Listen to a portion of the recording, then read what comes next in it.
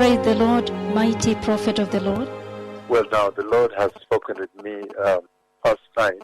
The Lord has continued to speak with me about the events that highlight the closeness with which we have drawn towards the coming of the Messiah. And in this past night, when the Lord spoke with me on this day about the coming of the Messiah and the signs that he talked about, then I see now, the Lord showed me, the Lord show me the massive historic fire that is going to break out.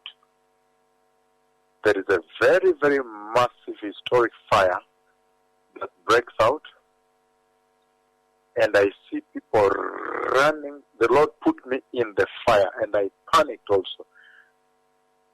And I see people running in all directions, but the fire is so vast and so huge, it enclaves the people in, it encloses the people in.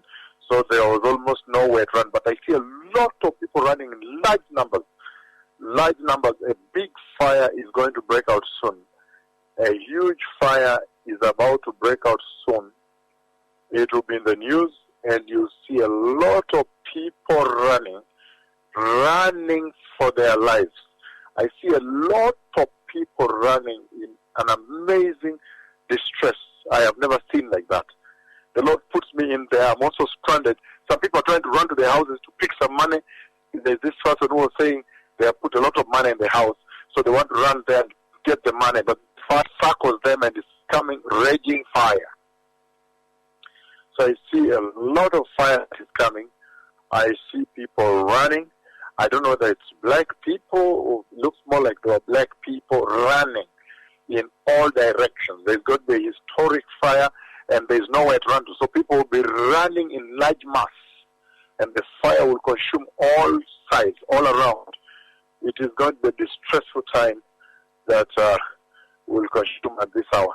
Now, Daniel chapter 12, verse 1 talks about this unspeakable distress that will consume this hour. And then Daniel 12, verse 2, Daniel talks about the entry of the church into the glorious kingdom of God. And Daniel 12:3, he highlights righteousness, the fear of God. He highlights wisdom, the need for holiness to be upheld. And those are the means by which the nations must now prepare for the coming of the Messiah. Again, just a few days ago, the Lord sent a heavenly emissary, an envoy from heaven that sat with me, a very senior one, and spoke to me about making this announcement to the nations, to announce to the nations that the Messiah is coming, that everybody now needs to prepare in righteousness, in that very fear of God Daniel celebrates, in that holiness, in upright standing with the Lord. This is the hour for righteousness in the church. And again, the Lord in this conversation this night, it is as though the Lord is speaking very clearly now to the church by saying that these things of money in the house, they were running for it but consumed. Expensive clothes in their houses, they were running to try and salvage them but destroyed, totally destroyed with the homes. So the Lord is saying it's at this hour now that people's hearts should be anchored unto the throne room of God in heaven, the holy throne room of Jehovah in heaven, where the Messiah anchored the souls of men when he died, and he said upon resurrection that, woman, don't touch me, I have not entered. And then he entered and touched his blood on the mercy seat of the ark of the covenant of God, that is the throne room of God in heaven.